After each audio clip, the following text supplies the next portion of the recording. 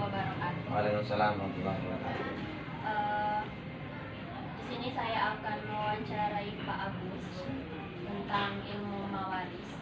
Di sini ada 8 poin. Yang pertama itu pengertian ilmu mawaris. Yang kedua, bagaimana hukum membagi harta warisan. Yang ketiga, apa saja hal-hal yang harus dilakukan sebelum harta warisan dibagikan. Yang keempat, bagaimana hukum mempelajari ilmu mawaris. Yang kelima, apa tujuan ilmu mawaris. Yang keenam, apa saja sumber hukum ilmu mawaris. Yang ketujuh, bagaimana kedudukan ilmu mawaris. Dan yang terakhir, apa saja sebab-sebab seseorang mendapatkan warisan. Baiklah, poin yang pertama, menurut Bapak, pengertian ilmu mawaris itu apa? Ilmu waris itu termasuk bagian dari hukum-hukum dalam agama Islam yang menyangkut tentang harta yang ditinggalkan oleh seseorang. Itu yang dimaksud ilmu mawaris. Jadi dalam bahasa Arab itu waris yang diwariskan, mawaris itu tempat yang diwariskan, siapa yang diwaris. Jadi ilmu yang membahas tentang bagaimana pembagian harta waris setelah salah satu ada yang meninggal dunia daripada keluarga tersebut, baik itu ayah atau ibu dan lain sebagainya. Poin yang kedua yaitu bagaimana hukum membagi harta warisan. Pada hakikatnya kalau menurut hukum Islam bagi harta waris itu wajib. Siapa yang membagikannya kalau di konteks Indonesia itulah lewat pengadilan. Namun dalam konteks masyarakat khususnya di Banda Aceh, pembagian ini tidak berdasarkan ilmu waris yang kita pelajari. Kenapa? Karena masih berdasarkan tradisi yang dipakai oleh masyarakat. Jadi bagaimana membagikan ilmu mawaris itu? Ya asalnya ya wajib. Tapi ketika orang tua sudah membagikan sebelum meninggal, maka jatuhnya itu hak sah-sah saja. Karena setelah meninggal, ilmu waris itu setelah meninggal. Nah, ini orang tuanya kadang sudah bagi sebelum meninggal.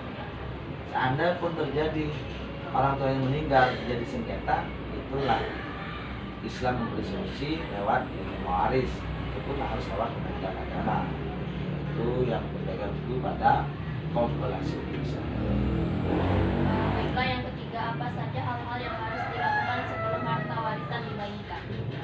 Ya, intinya dalam Islam itu fungsi ayat ini diturunkan biar tidak ada sengketa. Harta yang bisa dibagikan itu setelah urusan si mayit tadi sudah selesai. Siapa yang tahu? Itulah keluarga si mayit atau yang meninggal dunia. Apa yang harus dikeluarkan? Pertama, al-ghanimin, orang yang berhutang. Nah, hutang ini harus dibayar. Makanya kita kalau sudah meninggal dunia, itu kan ada masyarakat nanya keluarga ahli mayit. Kalau ada masalah hutang, tolong ke pihak keluarga harus selesaikan. Terus masalah zakat, terus masalah apa lagi? Nah ini yang penting yang terjadi di masyarakat itu yang penting hutang itu dulu. Terus sudah hutang selesai, baru diselesaikan. Baiklah, yang keempat, bagaimana hukum mempelajari ilmu mawaris? Hukum pelajaran mawaris itu dalam Islam yaitu fardu kifayah. Apa itu fardu kifayah? Wajib bagi seseorang jikalau yang lain belum bisa. Seandainya sudah ada bisa dalam satu komunitas, apakah yang lain gugur gugur karena sudah ada komunitas. Maka dalam konteks Indonesia ya kita ada sudah yang ahlinya. Apa itu? Di pengadilan agama yang bertradisi. Selanjutnya yaitu apa tujuan ilmu mawaris? Jadi tujuan akhir Al-Quran tadi adalah yang saya sampaikan, salah satunya hifzul mal, menjaga harta. Hifzul mal, jadi turunkan harta waris itu biar harta tadi tidak disalahgunakan bagi yang bukan ahlinya. Nah, misalnya orang yang tidak berhak menerimanya mengakui dia mau menerimanya. Nah inilah fungsi Al-Quran turunkan. Selanjutnya yaitu apa saja sumber hukum ilmu mawaris? Sumber hukum ilmu waris, kalau doktrin Al-Qurannya, normatifnya selanjutnya itulah surat An-Nisa. Itu surat ayat 7 ya sampai ayat 11. Kan surat An-Nisa ayat 1 tentang bagaimana dia dapat waris itu nikah. Selanjutnya dikembangkan dalam hukum negara itu kompilasi hukum Islam. Walaupun kompilasi hukum Islam diambil dari Al-Quran, hadis, Al-Quran dan perkataan Rasulullah SAW. Selanjutnya yaitu bagaimana kedudukan ilmu mawaris.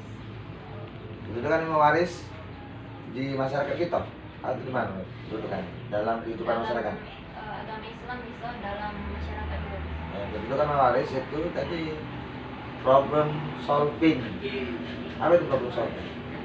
Selesai masalah yang terjadi di kehidupan keluarga. Misalnya masalah sengketa. Selanjutnya yaitu apa saja sebab-sebab seseorang mendapatkan warisan. Sebab-sebab mendapatkan warisan pertama nasab. Nasab itu apa? Keturunan. Yang kedua perkawinan. Apa itu perkawinan? Ijab kabul antara seorang laki-laki dan perempuan yang disaksikan dua orang saksi. Maka dengan kedua inilah akan mendapat warisan yang berhak dengannya. Siapa baik? Yang demo istri kalau suaminya meninggal, suami kalau istrinya meninggal. Terus anak perempuan, anak laki-laki, ayah kandung, ibu kandung, saudara laki-laki, saudara perempuan si ibu, saudara perempuan kandung, seayah, saudara laki-laki kandung atau dan seayah, cucu, ponakan dan lain sebagainya. Dengan syarat tadi urutannya yang atas, dari atas sampai ke bawah. Selanjutnya bagaimana menurut Bapak juga kan dalam ilmu mawaris itu ada Hitung-hitungannya. Ya. Misalnya 1/6, 1/8, 2/3 Ya. dan seterusnya. Intinya patokan tetap surat An-Nisa ya, ayat 7. Di situ kan Rizal Karil Mislah Hazil Unsayen disebutkan macam-macam. Jadi misalnya istri itu janda, tapi dia tidak punya anak, tidak punya cucu, maka dia dapat 1/4, lebih banyak. Tapi kalau ada anak, ada cucu, berubah dia dari 1/4 berubah menjadi 1/8. Begitu juga suami, bila dia tidak ada anak, dia 1/2. Tapi kalau ada anak, dia berubah menjadi 1/4. Terus anak perempuan kalau dia sendirian mendapat 1/2. Tapi dia kalau ada anak perempuan 2 orang, tapi tidak ada anak laki-laki walaupun cucu laki-laki, dia mendapat 2/3. Selanjutnya anak laki-laki, kalau dia sendirian tidak bersama anak atau tidak ada cucu lain, maka dia disebut asobah. Apa itu asobah?